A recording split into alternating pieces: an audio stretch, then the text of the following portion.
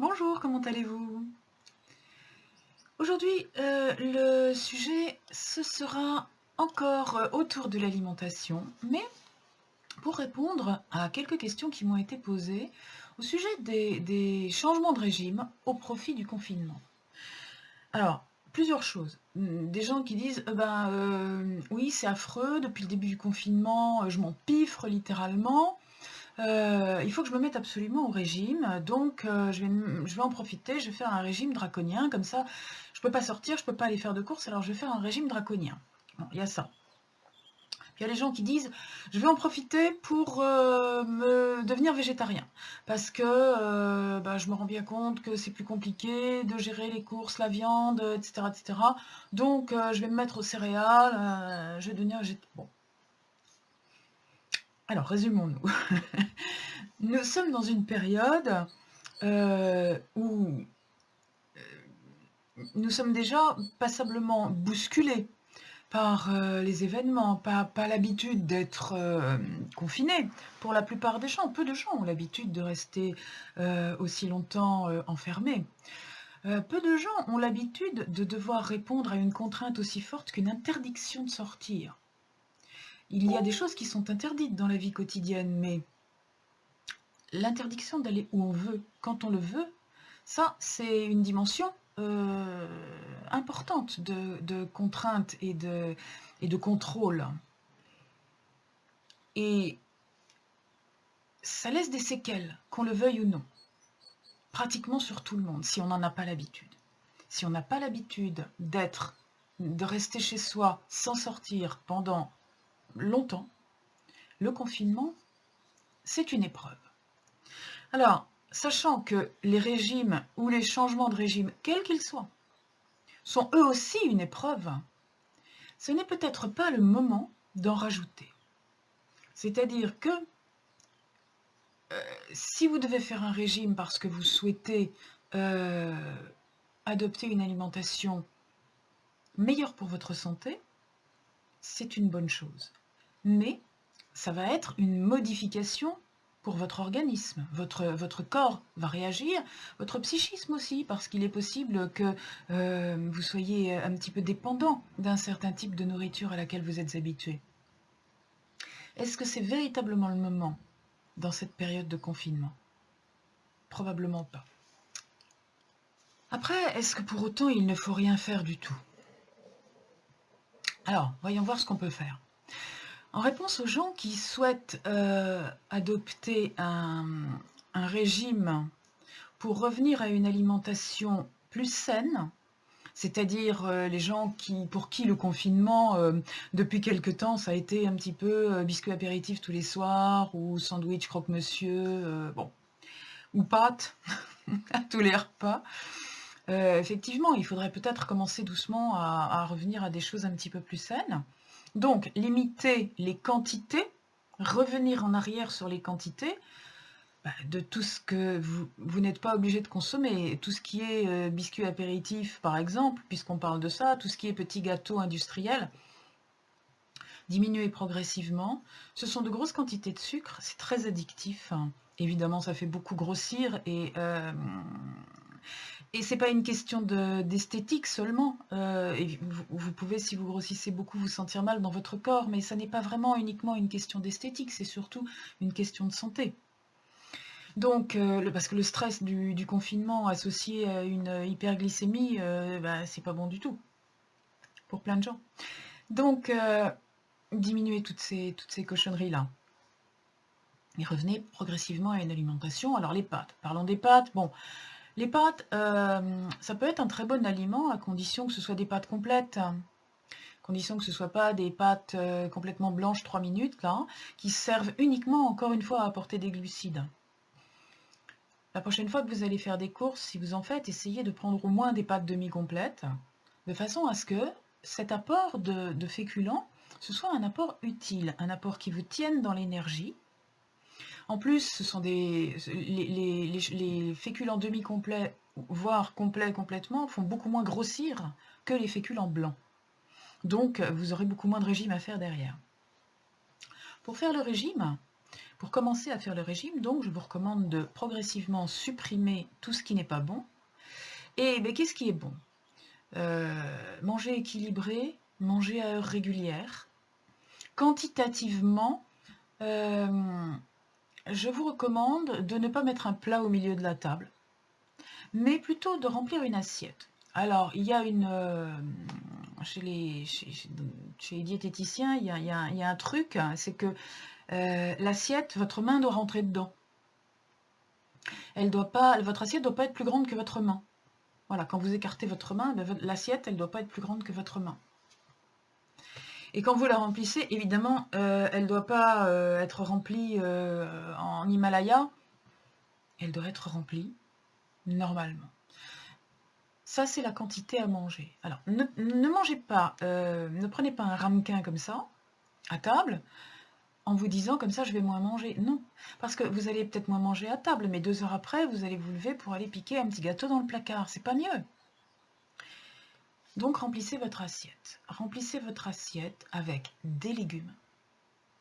Habituez-vous à manger des légumes. Alors, dans un premier temps, si vous n'aimez pas les légumes, préparez-les par exemple en gratin, en mettant pas des kilos de fromage évidemment.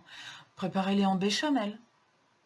Là aussi, pas 3 carottes dans 1 litre de béchamel, mais accompagnez-les avec une petite sauce que vous aimez, un parfum que vous aimez, des herbes, je ne sais pas, de façon à les rendre plus sympas, plus attrayants pour quelqu'un qui ne les aime pas.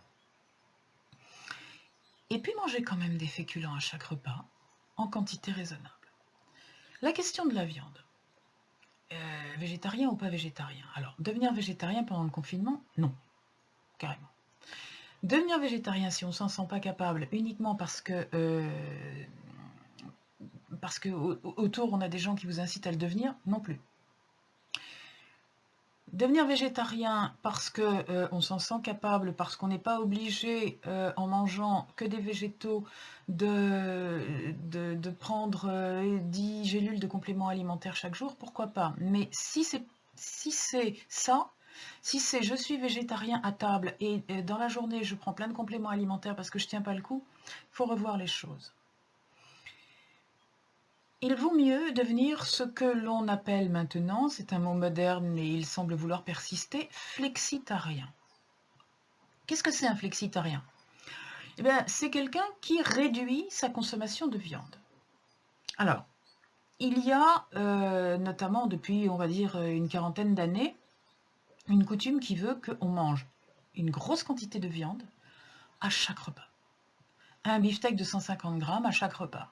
Un beefsteak, escalope, enfin bon, je dis beefsteak, c'est un terme générique, mais ça peut être une cuisse de poulet, une escalope de dinde ou de veau, ça peut être du bœuf, ça peut être Dieu sait quelle viande, du lapin ou ce que vous avez envie de manger. Évitez le pangolin, je vous recommande. 100 grammes par repas, c'est beaucoup trop. Même la taille steak haché de 100 grammes, c'est beaucoup trop. On n'a pas du tout besoin de ça. Qu'est-ce que ça va faire dans votre organisme? Pour l'instant, on ne parle même pas de l'aspect extérieur, élevage intensif, etc., pollution. Hein. Bon, voilà, on peut en parler. Je vous donnerai, si vous voulez, le lien pour aller à mon groupe sur l'environnement, parce qu'on peut en parler. On doit en parler. C'est une des causes. L'élevage industriel est une des causes principales, sinon la cause principale de la pollution de la planète et du réchauffement climatique. Alors donc, diminuer ces élevages intensifs parce qu'on a décidé de moins consommer de viande de mauvaise qualité, ça, bravo. Si vous allez acheter de la viande au producteur bio à côté, qui en plus élève ses animaux avec amour, même s'il les abat, il les élève quand même avec amour, c'est totalement différent. Sur le plan énergétique aussi, c'est totalement différent. L'énergie de l'animal qui a vécu une vie heureuse avant d'être abattu n'est pas du tout la même que celui qui a vécu dans un élevage intensif et qui a vécu les conditions épouvantables à l'abattage. Ça, soyez-en sûrs. Ça, toute cette souffrance animale que vous mangez dans votre beefsteak, de ces élevages intensifs et de ces animaux qui ont été torturés, ça, énergétiquement, vous l'avalez aussi. Et ça vient s'incruster dans votre astral. Mais bon, c'est autre chose. On sort un petit peu du contexte d'ici. Diminuez votre quantité de viande, beaucoup. Devenez flexitarien, ça veut dire ne pas manger de la viande tous les jours. Ou alors manger tous les jours une quantité de viande beaucoup plus petite.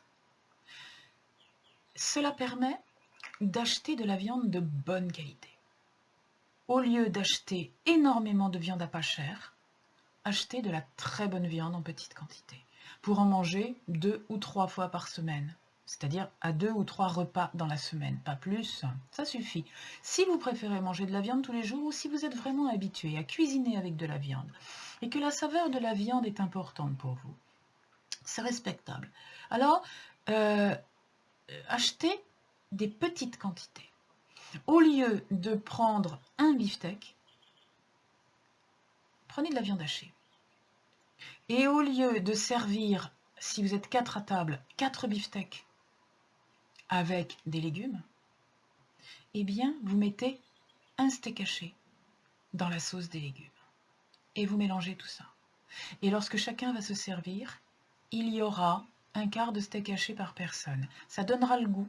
Ça donnera la quantité de protéines suffisante pour vous permettre de survivre jusqu'au repas suivant, croyez-moi. Il n'y a pas de souci.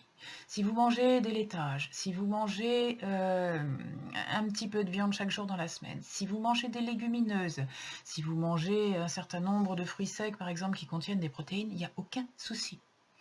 Il n'y a aucun souci. Ce qui devient dangereux, c'est quand on est vraiment végétalien. Strict, hein, pas d'œufs, aucun produit animal. Alors là, il y a vraiment des choses qu'on ne peut pas trouver ailleurs que dans ces produits-là, ou très difficilement, et il faut supplémenter, évidemment. Mais si vous êtes flexitarien, voire légèrement végétarien ou presque végétarien, vous allez manger des œufs, vous allez manger des laitages, vous allez manger des fromages, vous allez manger un tout petit peu de viande, etc. Ça suffira largement, pas besoin d'avoir un beefsteak par repas, croyez-moi. Voilà. Maintenant, revenons-en à notre situation de confinement. Même pour devenir flexitarien ou vous orienter vers le végétarisme, ne faites pas ça brutalement. Ne passez pas de un beefsteak par repas à rien du tout. Commencez par réduire, c'est-à-dire qu'au lieu d'en manger un entier, vous allez en manger un demi. Et puis un quart. Ou alors un repas sur 2. Voyez-vous? Allez-y progressivement. Ne vous brutalisez pas. Respectez-vous. Il ne s'agit pas de se faire du mal, il ne s'agit pas d'être masochiste et de se faire souffrir. Il s'agit d'avancer progressivement à son rythme. L'essentiel, c'est d'être en chemin dans ce domaine-là aussi. Lorsque vous serez bien dans votre peau, lorsque vous aurez trouvé une alimentation qui vous correspond, parce qu'à un moment donné, vous allez vous sentir vraiment bien. Et là, peut-être que ce sera avec telle quantité de viande, telle quantité de légumes, telle quantité de céréales, tant de repas par jour. Je ne sais pas, ça vous regarde, c'est vous qui allez le sentir. Quand vous allez vous sentir bien, mettez-vous à l'écoute de ce que vous ressentez, mettez-vous à l'écoute de votre corps et « Ah ouais, c'est ça qui me va, moi. » Alors gardez-le.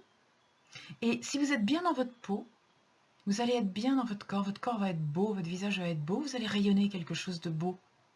Voilà. Les gens qui sont beaux ne sont pas forcément des top modèles. Ce sont des gens qui sont bien dans leur peau et qui rayonnent une beauté. La beauté, on dit toujours ce qui compte, c'est la beauté intérieure. Mais c'est vrai, mais cette beauté intérieure, elle sort de vous. Elle sort de vous, elle irradie de vous et c'est ça qui fait que vous êtes une belle personne. Voilà. Donc, s'il vous plaît, pas de régime strict, pas de contraintes supplémentaires en cette période de confinement. On fait attention à soi et on se respecte. À la prochaine fois.